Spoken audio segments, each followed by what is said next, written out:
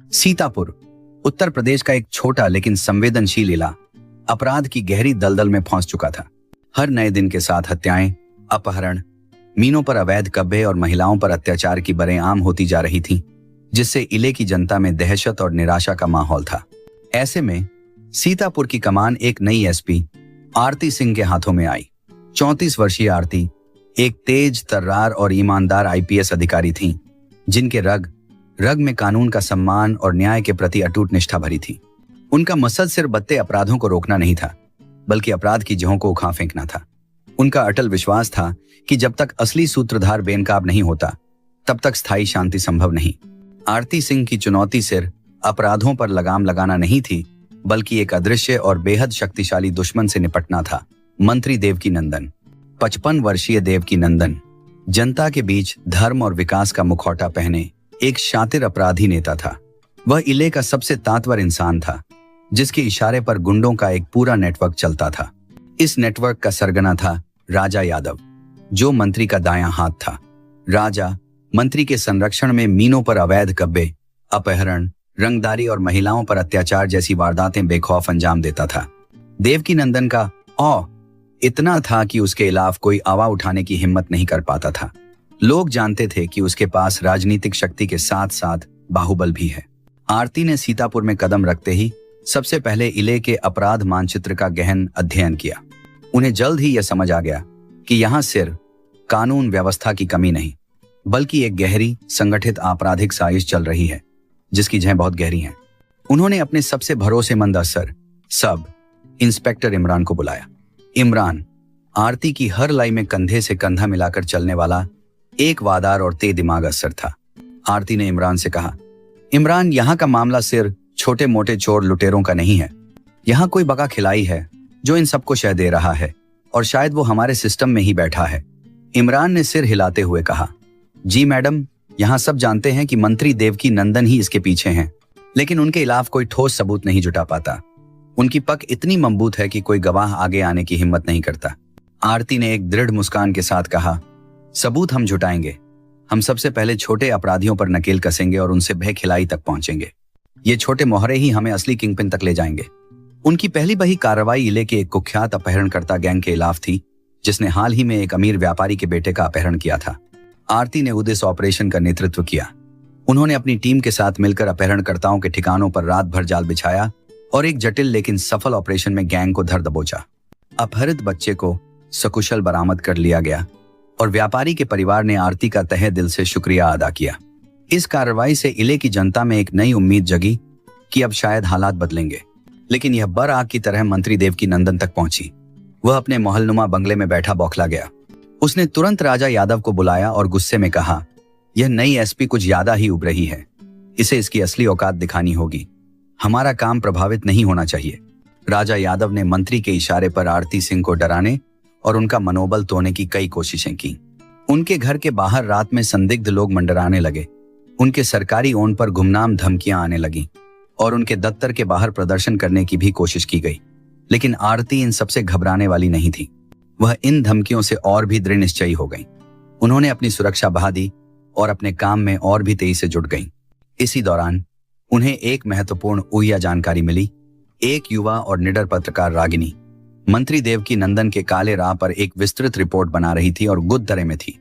रागिनी ने मंत्री के अवैध खनन, करोड़ों की मीनों पर अवैध कब्जे और कई बेगुनाह लोगों की हत्याओं से जुड़े ऐसे सबूत जुटा लिए थे, जो अगर सामने आते तो देवकीनंदन का राजनीतिक करियर और आगादी दोनों दांव पर लग जाती। आरती ने तुरंत रागिनी से गोपनीय तरीके से संपर्क किया। रागिनी डरी हुई थी। उसे अपनी जान का तरा महसूस हो रहा था, लेकिन आरती ने उसे अपनी सुरक्षा और सबूतों की सुरक्षा का पूरा भरोसा दिलाया। रागिनी ने बताया कि मंत्री देवकीनंदन और राजा यादव ने मिलकर कई बेगुनाहों की जानें ली हैं और उनके पास ऐसे ऑडियो रिकॉर्डिंग, ईमेल और दस्तावेज हैं जो मंत्री को पूरी तरह बेनकाब कर सकते हैं। आरती समझ गई कि यह उनके लिए सबसे बड़ा मौका है देवकीनंदन के साम्राज्य को ढहाने का। उन्होंने रागिनी को अपने संरक्षण में ले लिया और सभी संवेदनशील सबूतों को सुरक्षित रखने का इंतजाम किया। इस बीच राजा यादव ने मंत्री के कहने पर एक और बही और दुस्साहसिक वारदात को अंजाम दिया। इले के सबसे बही बिल्डर और उद्योगपति का दिन दहाड़े अपहरण कर लिया गया। यह सीधे तौर पर आरती सिंह को चुनौती थी। आरती ने राजा यादव को जल्द से जल्द पकने का बीघा उठाया। उन्होंने इमरान और अपनी विशेष टीम के साथ मिलकर राजा के सभी संभावित ठिकानों पर ताबड़तोड़ छापेमारी शुरू कर दी। एक रात उन्हें एक मुखबिर से सटीक सूचना मिली कि राजा यादव इले के बाहरी इलाके में स्थित एक पुराने सुनसान गोदाम में छिपा है। आरती ने बिना कोई समय गंवाए अपनी टीम के साथ तुरंत छापा मारा। गोदाम में घुसते ही राजा यादव और उसके गुर्गों ने पुलिस पर अंधाधुंध फायरिंग शुरू कर दी। एक भयंकर मुठभेड़ शुरू हो गई, जिसमें दोनों तरफ से गोलियों की आवाज से पूरा इलाका गूंज उठा। आरती सिंह ने अपनी जान की परवाह न करते हुए मोर्चा संभाला और गुद सबसे आगे रही। उन्होंने अपनी बहादुरी, सूझबूझ और सटीक रणनीति से राजा यादव को भागने का कोई मौका नहीं दिया। अंततः कई घंटों की मुठभेड़ के बाद उन्होंने अपनी टीम के साथ मिलकर राजा यादव को इंदाधर दबोचा। राजा यादव की गिरफ्तारी की बर मिलते ही मंत्री देवकीनंदन बौखला गया। उसे पता था कि राजा अगर पुलिस के सामने मुंह खोलेगा तो उसकी सारी पोल खुल जाएगी और उसका राजनीतिक करियर तबाह हो जाएगा। मंत्री ने अपनी सारी राजनीतिक शक्ति और रसूख लगा दी राजा को छुआने की। उसने बाबा राजा यादव से हुई पूछताछ और रागिनी द्वारा उपलब्ध कराए गए पुख्ता सबूतों के आधार पर आरती सिंह ने मंत्री देवकीनंदन के खिलाफ एक बेहद मजबूत और अचूक मामला तैयार किया। उन्होंने मंत्री के पूरे काले साम्राज्य का पर्दाफाश करने का फैसला किया।